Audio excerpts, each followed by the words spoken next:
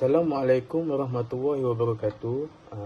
Saya ingin memperkenalkan diri. Nama saya Muhammad Farhan bin Abdul Razak dan ahli kumpulan saya iaitu Liana Kristina binti Azrul dan Nur Hafizah binti Muhammad Sahar.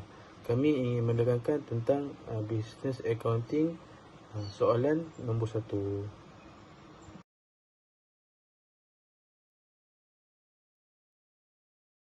Assalamualaikum dan selamat sejahtera. Hari ini saya nak membentangkan mengenai Journal Entry soalan 1. Mr. Is memulakan perniagaan pada 1 Julai 2018 dengan bawa masuk furniture yang berharga RM8,000 dan cash at bank yang berharga RM42,000.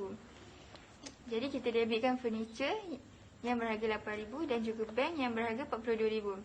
Capital adalah total keseluruhan furniture dan juga bank yang berharga RM50,000. Pada 1 Julai, kita membeli barang daripada Iqbal Trading menggunakan kredit yang berharga RM3,000. Jadi kita debitkan purchases yang berharga RM3,000 dan juga Iqbal Trading kita kreditkan yang berharga RM3,000. 5 Julai, kita jual barang kepada Nisa yang berharga RM3,500 menggunakan kredit dan dia terima trade discount yang berharga 5%. Jadi kita debitkan Nisa, harganya ialah RM3,325 dan sale jadi kredit berharga RM3,325. Pada 9 Julai, Mr. Is bayar personal car insurance dia menggunakan cek yang berharga RM800.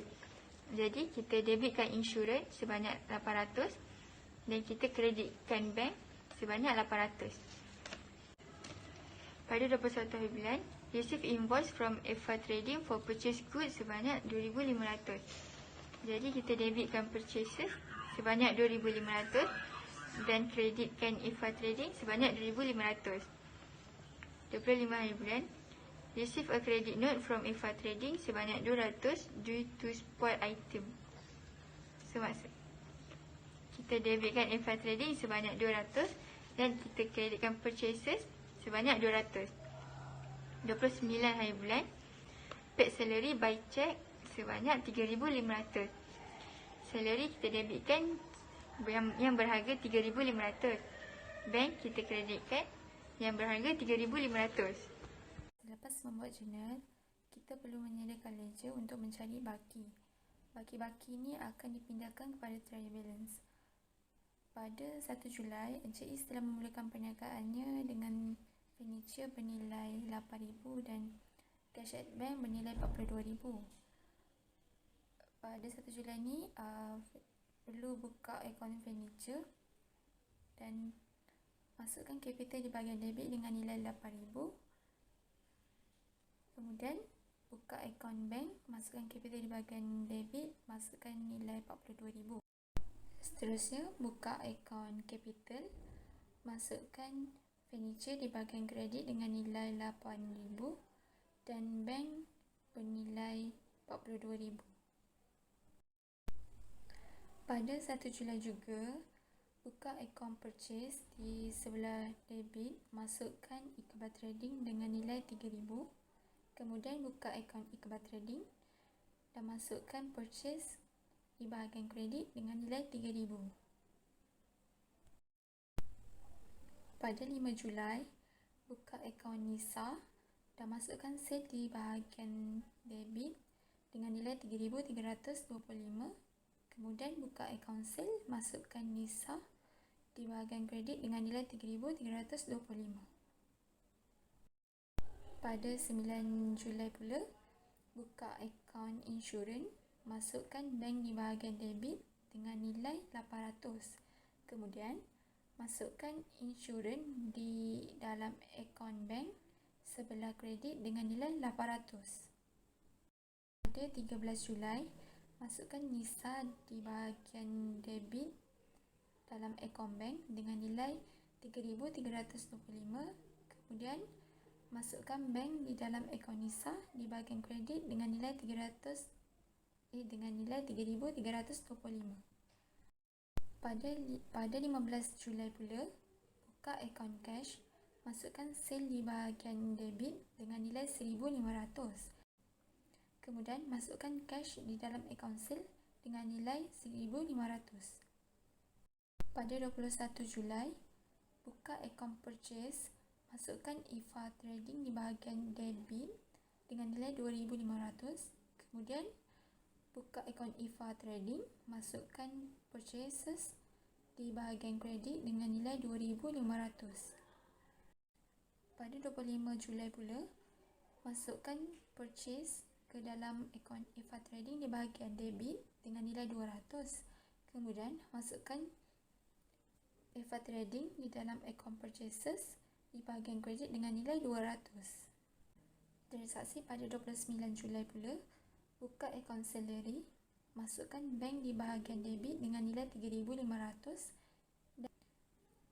dan masukkan salary di dalam akaun bank di bahagian kredit dengan nilai RM3,500. Akhir sekali, kirakan nilai di bahagian debit dan kredit di setiap akaun.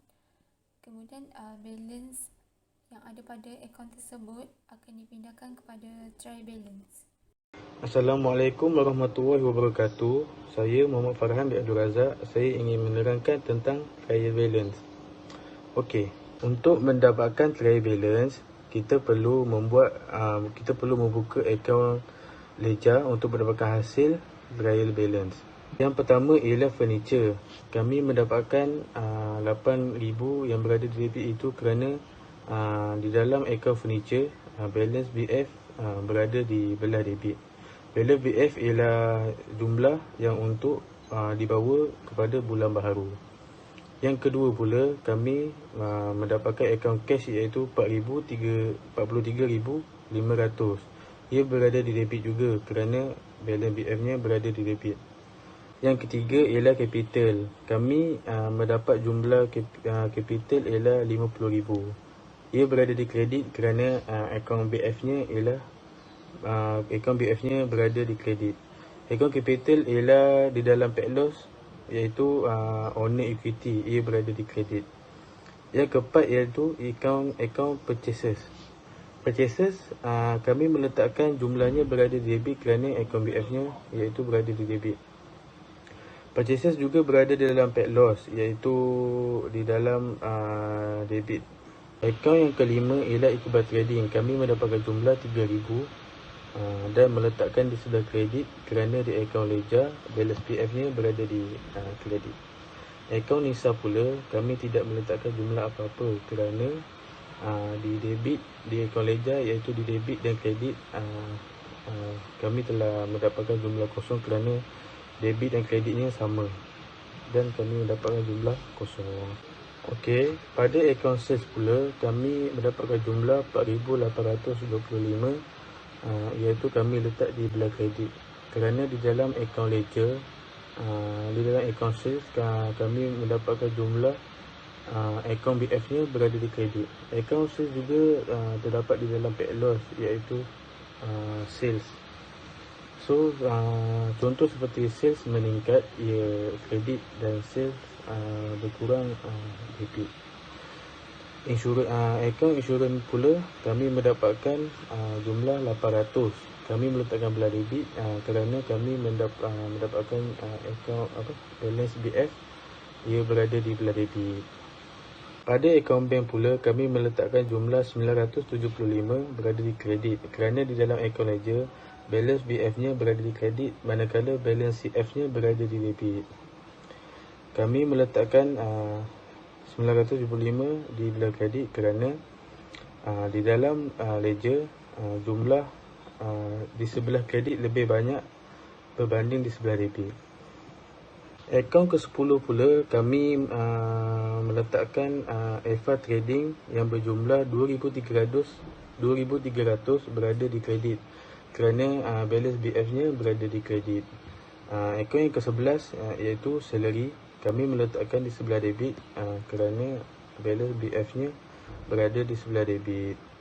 Selepas itu kami menambah semua debit dan semua kredit dan mendapatkan sejumlah yang sama iaitu RM61,100. Itu saja dari saya, Muhammad Farhan bin Abdul Razak. Sekian, terima kasih.